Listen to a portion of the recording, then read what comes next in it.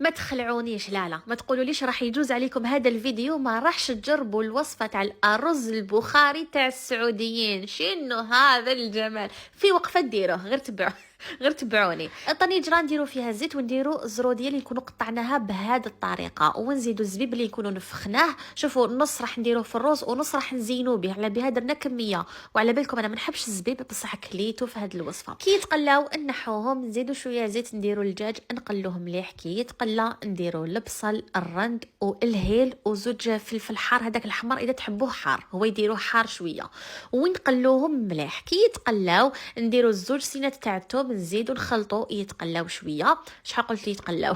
المهم درت زوج حبات طوماطيش اللي كنت رحيتهم، شويه زبيب وزروديه اللي كنت قليتهم، والمجموعه تاع التوابل نكتبهم لكم في اسفل الفيديو، وملعقه كبيره طماطم المصبره، ونخلوهم كما يقولوا هما يتسبكوا شويه.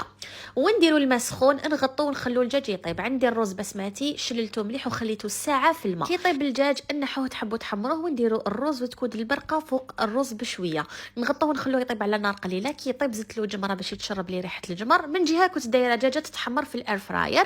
بعد ما طاب لي الرز وتشرب ريحه الجمر جيت فرغته. نتوما الدجاج هذاك تقدروا انا ما حمرتوش خاطر درت دجاجه محمره، ودرت هذاك الزبيب والزروديه اللي خليته نزينو، ودرت الدجاجه والمعدنوش معليش، واستمتعوا لي بالبنه. سلام.